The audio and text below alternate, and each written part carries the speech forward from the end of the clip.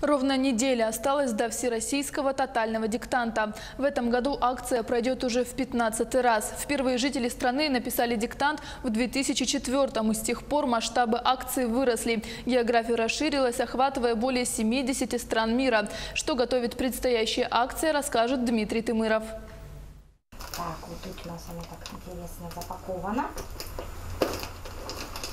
1100 ручек специально для участников тотального диктанта. В Якутске хватит каждому желающему проверить знание русского языка. Коробку доставили в столицу республики за неделю. В рамках проекта Почта России доставляет 225 тысяч ручек по всей территории страны от Камчатки до Калининграда по специально организованным маршрутам, самый длинный из которых более 10 тысяч километров.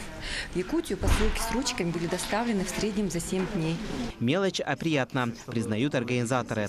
Кроме Якутска, коробки с ручками доставили в Нерюнгри, Алдан, Ленск и Беркакит. Если раньше мы старались, конечно, обеспечить участников тотального диктанта ручками, но это были обычные ручки, то в этом году будет возможность написать современной, эргономичной, удобной ручкой от фирмы Берлинга.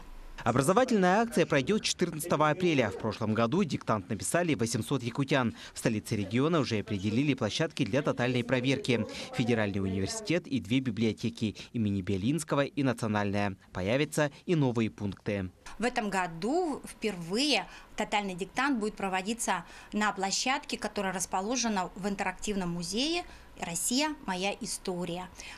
Поэтому приглашаем туда горожан.